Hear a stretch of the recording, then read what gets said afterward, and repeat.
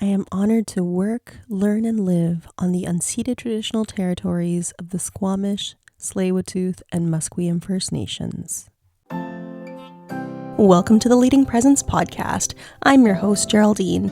This is your time to explore where you are, where you want to go, and how you'll get there. Let's build a life you love. Please make sure to follow the Leading Presence podcast and leave a review so you don't miss an episode. Thank you for spending your time with me today. Each week, I share a new episode on Tuesday morning. Welcome. September 30th is Canada's National Day for Truth and Reconciliation.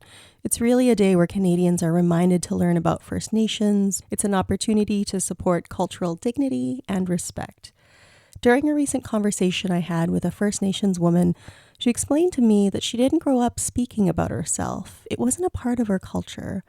Today, she's a recognized professional, but she told me about challenges she experienced at work, both professionally and during social situations where she was asked to describe herself. In our conversation, she realized that the difficulty was that people don't talk about themselves in her culture. And to be honest, this was a big shock to me. I just truly didn't know.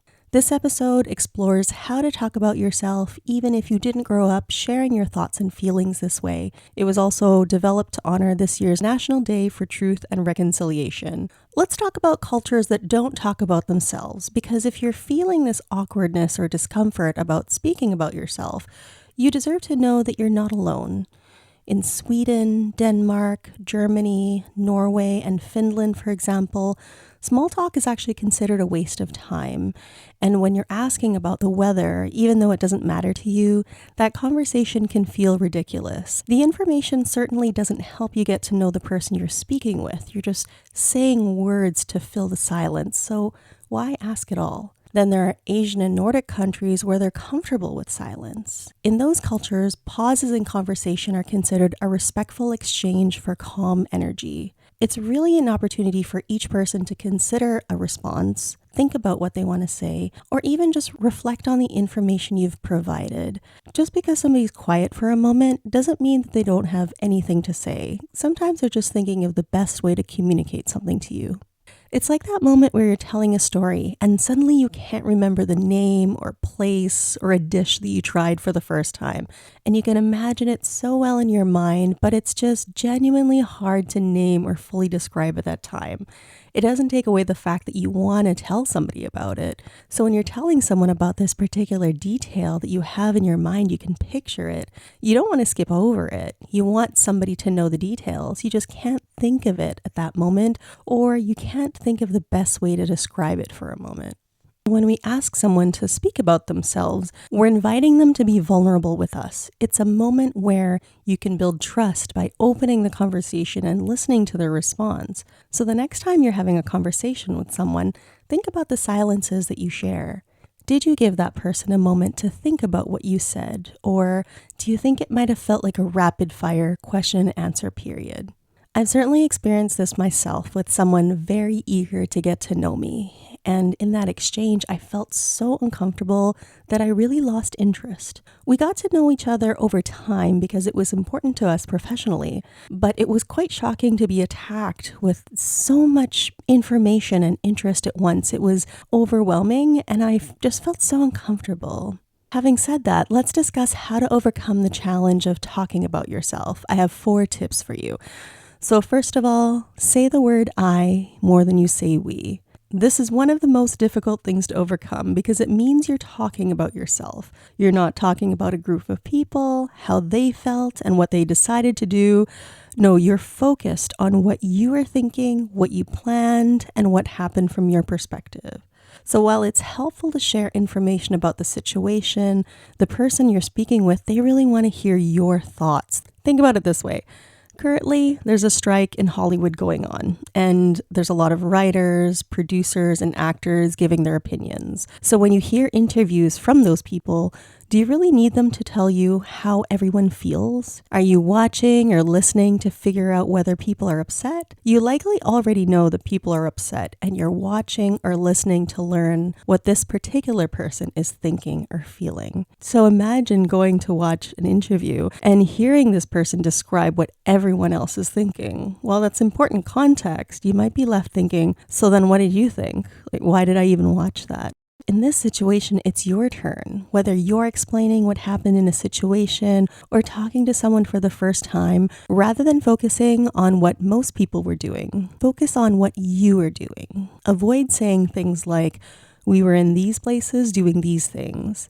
Rather, say, I was in this place doing this. I'll give you another example. This is the second episode of the Leading Presence podcast, and I'm actively reaching out to people who are interested in sharing their story on this podcast. Rather than focusing on the benefit of speaking on podcasts in general, I explain that this audience is looking for personal and professional development. They appreciate meaningful experiences and they want to be inspired.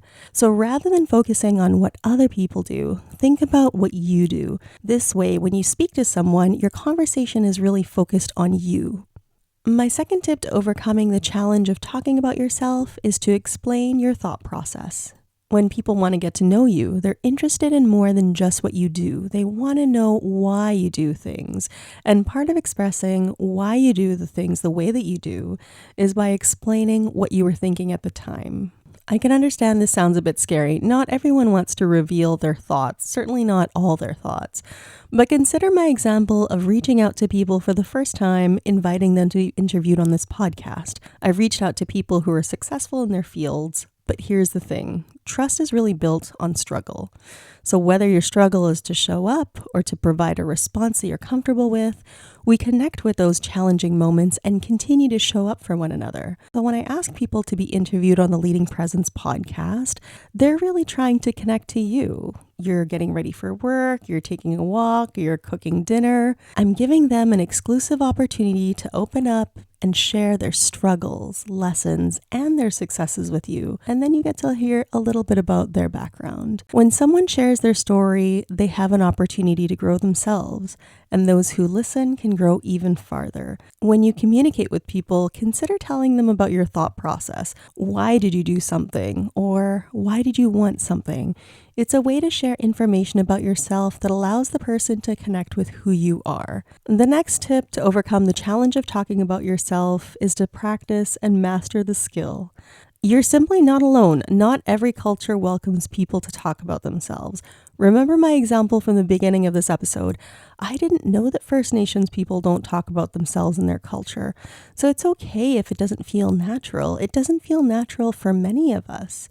And you don't have to practice describing yourself to a crowd. You can certainly sit in a quiet room, imagine a scenario where you have to describe yourself. So maybe it's an interview you're preparing for. Maybe you're meeting a family member like a distant cousin for the first time. So thinking of the scenario you have in mind, describe who you are to that person. It's appropriate to tell a family member where you live, for example, but they don't necessarily want to know where you work. And if this doesn't come natural to you, this experience of describing who you are, you really will build the skill by talking about it out loud. And if you're sitting by yourself and all of a sudden you're feeling shy and quiet, even though it's you in the room, it's okay. Think about writing down a description of yourself, even just words or bullets, and then think of what's actually relevant to that person. And if it doesn't come naturally, just sitting in a room, I understand it sounds really odd. You're in that silence, you're in your room, or you're sitting on the floor, sitting on a chair, and you think, what am I going to say to myself? Consider writing down some notes. You can write down and think, okay, I'm going to go to this networking event. It's the first event I've been to since pre-pandemic, but I'm really hoping to meet this person because I really want this job, or I really want to move into this field. So jot down some notes that would be relevant to that person, that they would want to hear, that would catch their attention. Have you been volunteering somewhere? What do you know about the company that's so meaningful to you? And it's okay to say as well, I'm Geraldine. I actually haven't been here since before the pandemic, and I'd really like to get to know you. So now that you have these notes, then go ahead and say it out loud. If you feel weird after saying it for the first time, I felt weird just saying that, then think about how you can make it better. Hi, I'm Geraldine. I've been working in human resources for over 10 years, and I'm really interested in transferring my skills into this field. Skills into this field. I'm really interested in working in tech. I've been doing X, Y, Z over the last 10 years. And it's okay if you feel awkward, especially in the practice phase, because remember, you're practicing. So whether you're with someone, either virtually or in person or by yourself, go ahead and try again. I felt awkward about my little example. Okay, let's try again. So, hi, I'm Geraldine. I've been working in human resources for over 10 years, and I'm interested in transferring my skills to more of a communications focus. I'm really interested in working in tech. Whatever is meaningful to you, go for it. It's okay. But the main thing is to know that this is a skill that you're trying to learn, and you will master it if you're focused on it. The next tip that I have for you is that if you struggle with talking about yourself, remember that relationships are built one conversation at a time. If you're meeting someone for the first time, this is the very start. So you can't share too much or too little because you've just started talking. Give yourself some grace. It's the beginning. The other thing too is that you may never speak with this person again. Things happen. And if you do, if you get another opportunity to speak with them, you get another opportunity to get to know each other. Consider a networking situation. So if you spoke with someone you really wanted to meet, but you didn't feel like you wowed them, you felt like you didn't tell them enough or you weren't as articulate as you were hoping to be, go ahead and ask if you can contact this person again. This is really your signal to contact them if you want to speak more. That's what that's all about. So whether you actually receive their information in person or if you seek them out online, then send them a message. Or if you can, give them a call. And that way, the next time you connect, you can share even more about your thinking. The other thing too is that you might not sound as inarticulate or scared or awkward as you think. I remember going to a networking event as a student with a friend of mine and saying to her as we walked away, like, oh my gosh, I felt like such a fool. And she said, no, the reason why people were looking at you is because you were the only one saying anything to people. So they were connecting with you. And I thought, oh my gosh, here my face was so red. I was sweating like crazy. And I thought, oh, thank goodness I said something. You're at the start. It can only get better from here. And if you didn't grow up talking about yourself, just remember that professionals struggle with this. The person who's trying to get to know you for whatever reason, they struggle with the same thing. Not only that, they're struggling with their bias. And you can see this as a negative thing, suggesting that professionals ignore their bias and make decisions without taking it into consideration. Or you can realize that by struggling with it, professionals are doing their best to understand where they come from and how that informs their interaction with you. It means they're trying to figure it out too. You're actually at the same level. A professional isn't someone who ignores their faults. They sit with it and they try to figure out how to move past it. So speak openly about who you are and how you can support the person you're speaking with so you can make a real one-on-one connection. That's the role you bring into the conversation. You're doing your best. Certainly, you both bring bias with you wherever you are, but this is your opportunity to connect with that person in this one moment. You're not trying to meet them where they were yesterday or 5 years from now. So remember, be present and know that the person you're speaking with, they struggle too. You're here to tell your story and they're here to hear it. When I was in business school, a really good friend of mine was struggling with this assignment where we had to keep a diary for 1 week. And this friend helped me through so many math and accounting courses where I struggled myself. And this was the first time that they actually approached me for help. They simply couldn't understand why it was important to describe what we were feeling or what we were doing. And through discussion, my friend realized they just didn't talk about themselves at home. So the concept of writing a diary, not only thinking about, but documenting their thoughts, their feelings, and their actions of previous days felt ridiculous to them. If you didn't grow up talking about yourself, remember these 5 tips. First of all, say I more than you say we. If you say we, you're telling someone else's story. If you say I, you're telling your story.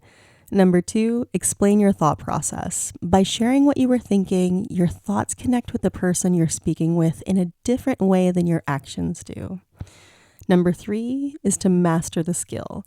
Practice prepares you to speak about yourself with confidence. You can really do this. It just takes some practice. Number 4, build relationships one conversation at a time. Give yourself grace and know that each time you connect with someone, you have an opportunity to share who you are and what you're all about with that person. And finally, remember that professionals struggle.